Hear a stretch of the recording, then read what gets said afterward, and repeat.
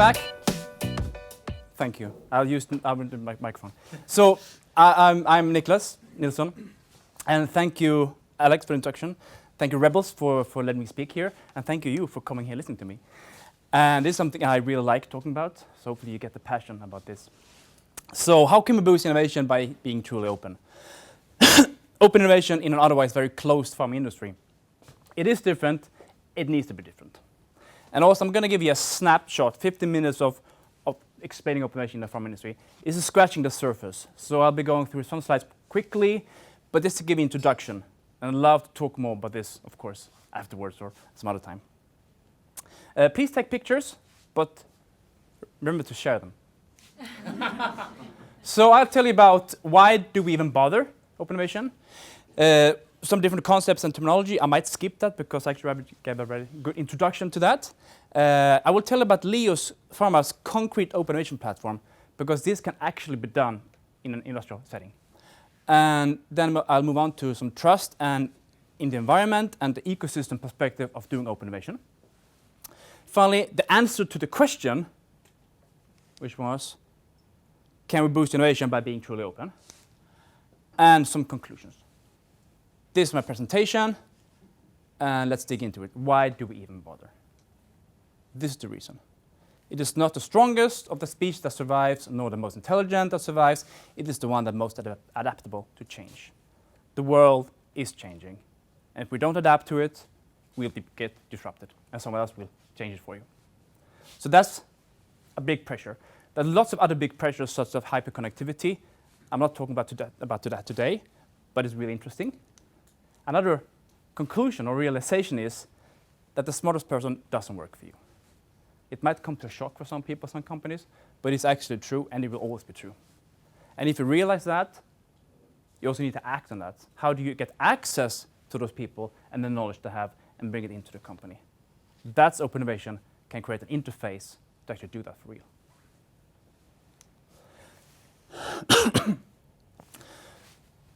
Yeah, you recognize the pictures now, don't you? Good. So there's a lot of different definitions of open innovation. And open innovation in the pharma setting is very, very new. And we talk about the same things with different terminology, and but different things with the same terminology. So it's really confusing, basically. And we talk about concepts such as, open science, outsourcing could be open innovation for some, contract research, open source, crowdsourcing, and open access. There's lots of different definitions. That's letting you know there's different words, different meanings to these things. And I could stand the whole evening giving different explanations to those. But I'd rather spend more time in telling you how to do open innovation for real in the pharmaceutical company.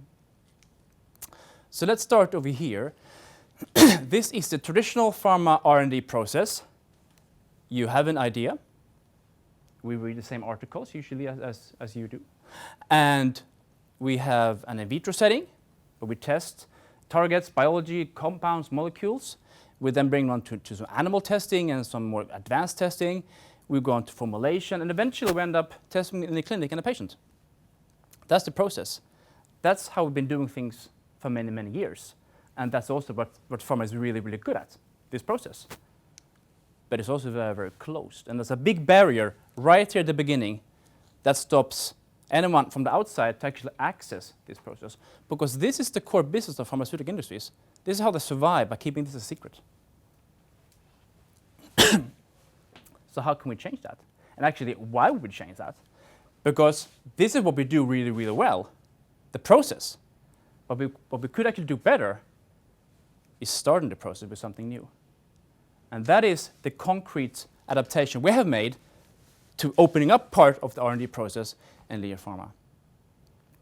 So instead of having the barrier over here, we move that to here. Excuse me, I got a little cold as well. So basically what we do is we open up for external partners to have access to some in vitro assays. And we tell them what they are, and what they can do, and what we'd like to achieve with them. And then we have the barrier, of course. But we're going to let anyone taste the process, get a foot into the process, and see if they can create value in our process that we then can carry on, maybe with a little ladder, into this process. So this is the concept of how we do actual open innovation for real in Leo Pharma. So the idea here is to open innovation by allowing external parties access to early R&D models, which in this case are advanced in vitro cell-based assays that kind of simulates the disease of psoriasis and eczema. So, and these are some key points on how we actually make this work. First of all, it's a pre-competitive space, meaning there is no patenting involved here. I'll let Jakob talk about that later, and IPR issues. But we want to explore science. And we do that by taking away all business aspects, basically.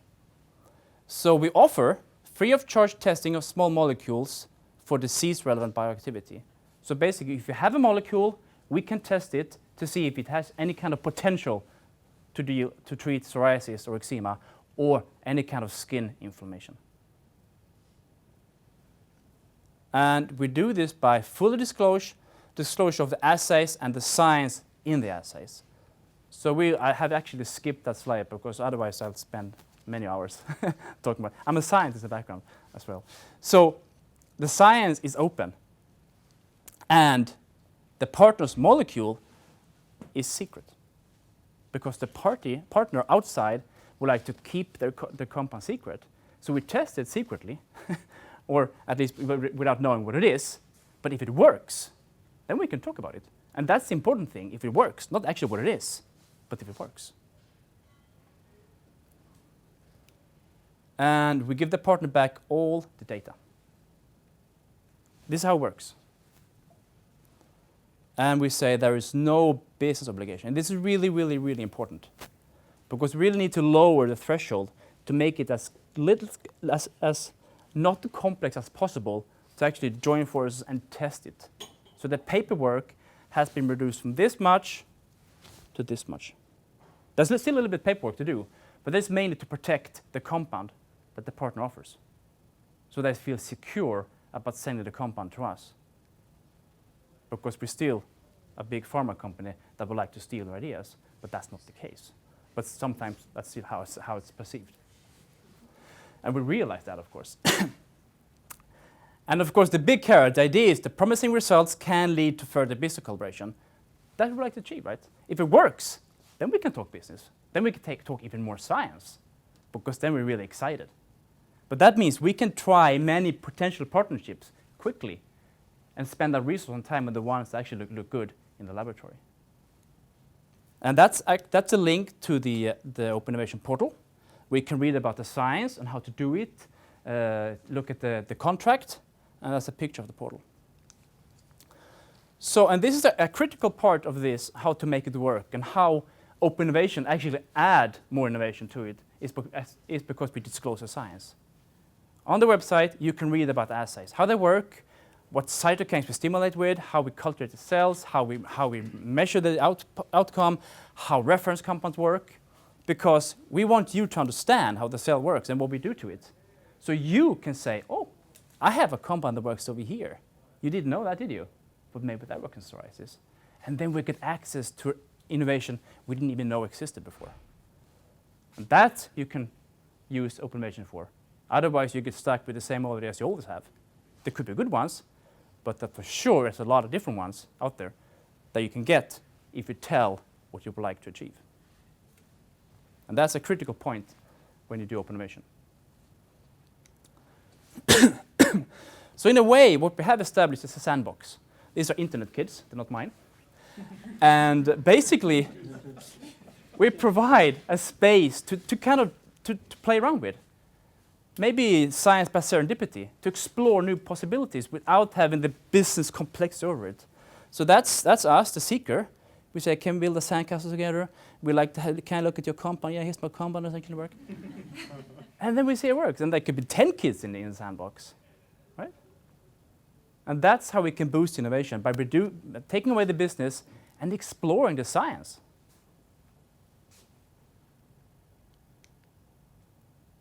So this is the real process, how it actually works, what you have to do.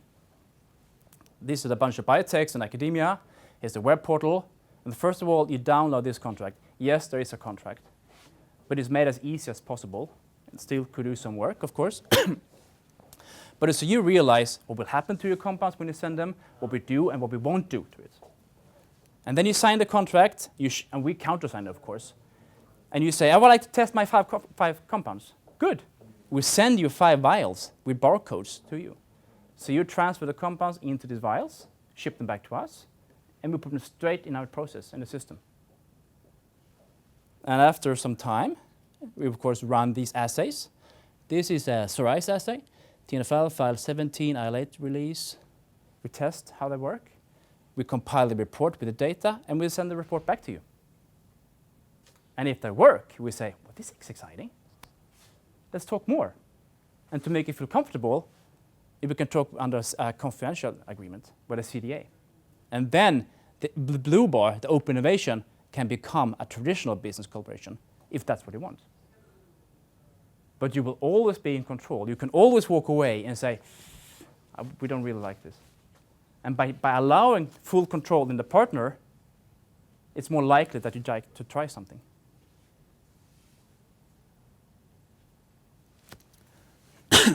So the platform is up and running, and it works. So it's not just talk, we actually do this for real. Still, it can be improved, of course, but we've been testing compounds from biotechs, universities, from pretty much all over the world. Not yet from the US, actually. But Sweden, Denmark, England, France, Italy, China, Australia, they send compounds that I think might actually work to treat psoriasis and eczema patients. And we create science together with them. And they own the data. And so far, I think we have roughly 15 signed contracts, 15 automation partners that have sent in I think we're up to 120 compounds now, since March this year. So it's not a tsunami of partners, but from a pharma company perspective, 15 in a couple of months, that's a lot. Otherwise, it takes maybe 6 to 12 months to go through the contracts that's with one specific company. So we really speed things up. And we found 2 partners, 2 biotechs, that have compounds that work on targets we didn't even know existed. And we have an academic partner in the UK.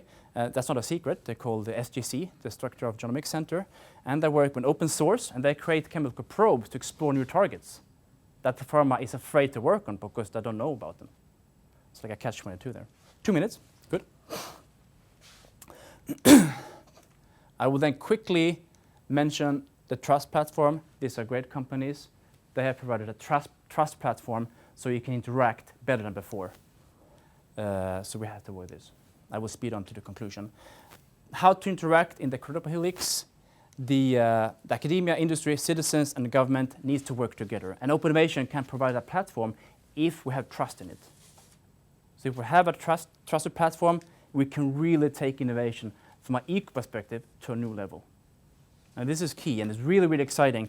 And I also was happy to hear about the Biologigaragen and the citizen science and the makerspace and all that, where you can pretty much set up biotech in a garage in the citizens.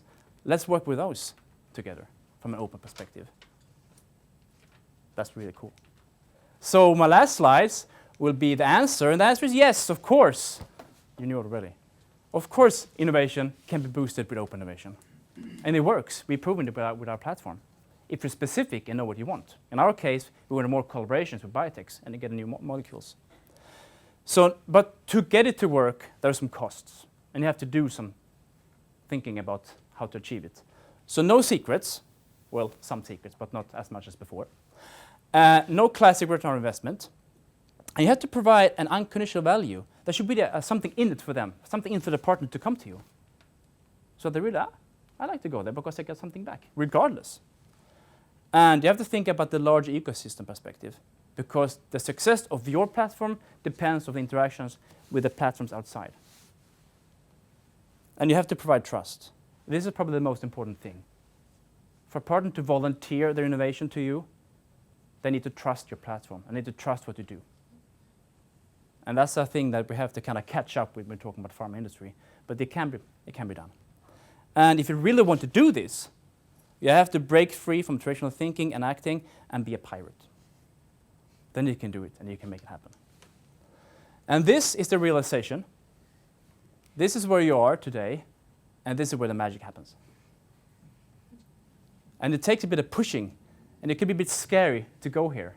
But if you do, you can take innovation to open innovation and reach new levels that you couldn't reach yourself. And yes, my final thank you slide. So this is Batman helping Spider-Man getting over the wall. So collaboration is key, and it will be even more key, or even more, maybe even king in the future, right? So give a helping hand, and open innovation will boost you actually to get even further than before. And it can work. I'm happy to engage further, of course. That's my email, that's my Twitter, and thank you for your attention.